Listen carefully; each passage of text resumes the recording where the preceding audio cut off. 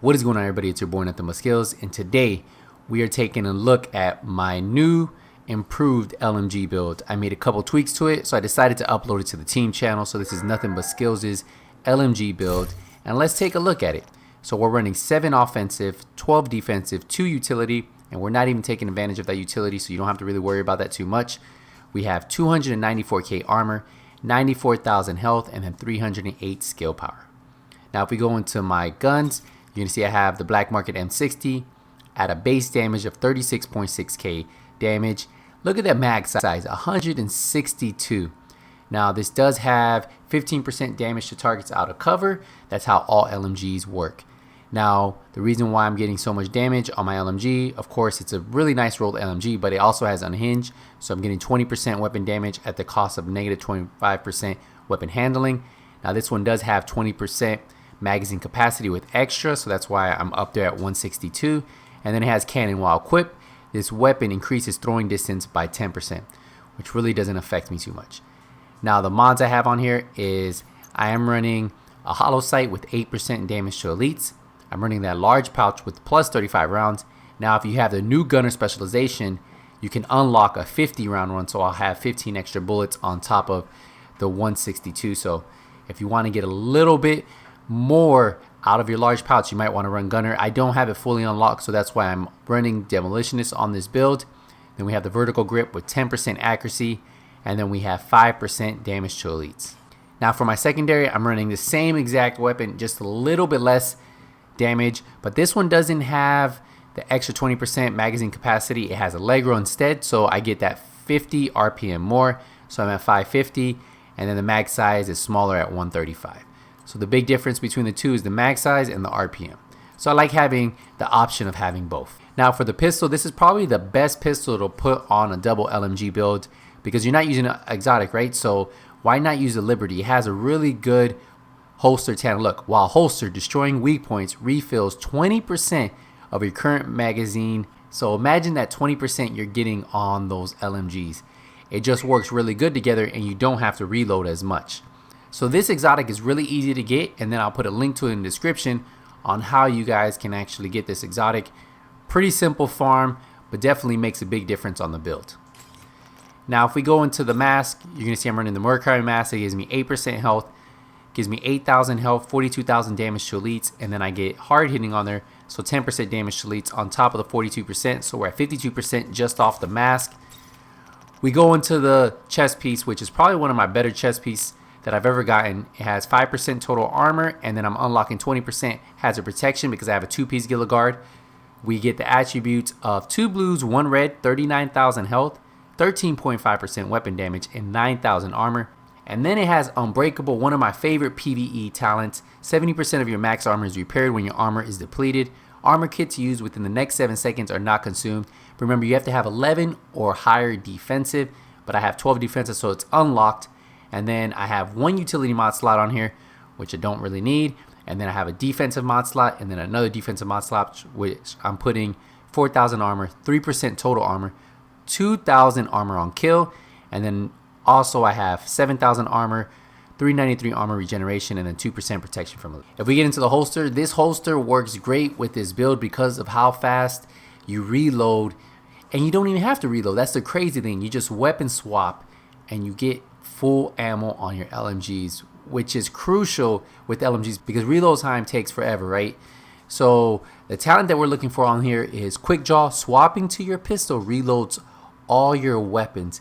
And since we have the Liberty, every time we swap to the Liberty and we swap back, which takes less than a second, we have full ammo. And that's what's really good about this. We're not using it for anything else.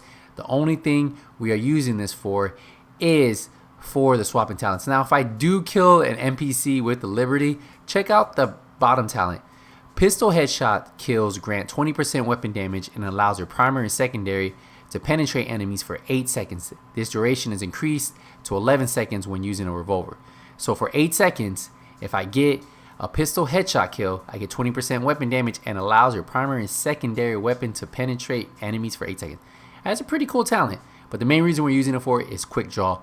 Now, Another reason I like it is because it has 2 offensive mod slots, so I can put 4% LMG damage on here plus an additional 1.5% weapon damage.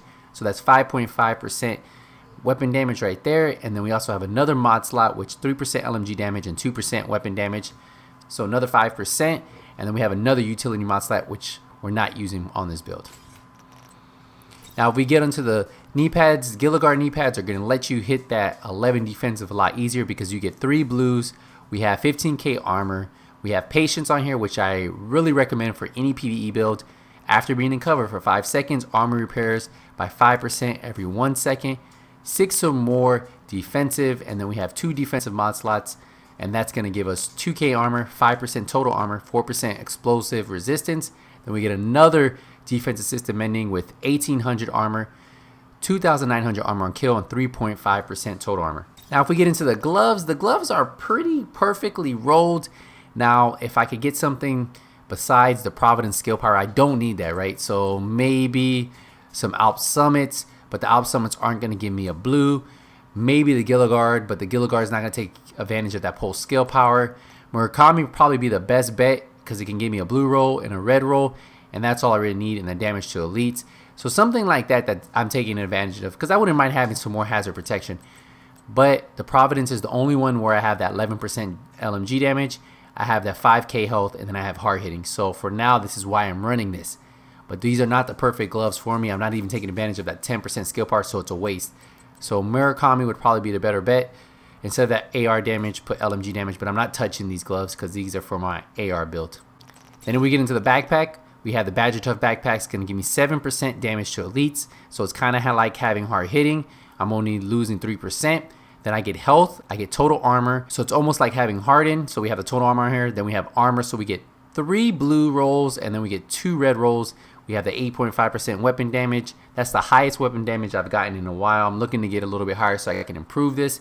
And then we have an offensive mod slot, which is going to give me AR damage of 3%, LMG damage for 3%, and 2% weapon damage. So technically all I'm using on here is the extra 5% weapon damage for the LMG. Of course, I'm always running a chem launcher. It's what helps you stay alive. You pair this up with patience and you're good to go. And then I always run a revive hive, especially in the raid. The raid, revive hive, your whole team, chem launcher, a heal. These two work really, really good together. So let's go check out my stats because that's what you guys are probably all wondering. What are my stats? How am I hitting so hard? So if we go, I'm hitting 36.5k weapon damage. I have 65% headshot damage. Then we have 10% accuracy. We have 47.5% all weapon damage. Then we have 18% AR damage, which we're not taking advantage on this build. We have 36% LMG damage. So that's where we're getting a lot of damage. 47.5% all weapon damage and then 36% LMG damage. We also have 82% damage to elites on both LMGs. And if we go to the hazard protection, we have 20%. That's why I said if I use that second piece of Murakami, I'll get that extra 10%. So that would give me 30% hazard protection. And then you can see I have 20% extra burn resistance. So right now I'm at 40% burn resistant. But yeah, this is my build. This is the build that I'm currently running through the raid from start to finish.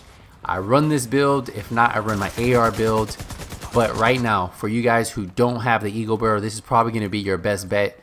It hits really hard, it does a lot of damage, and you can run this from start to finish.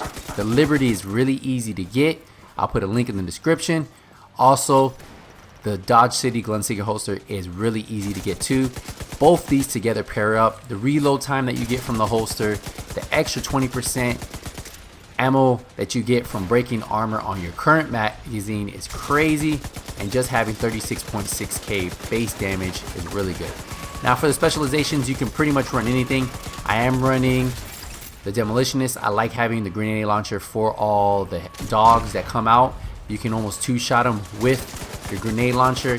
Now a lot of people are running the Gunner because it has some really good perks.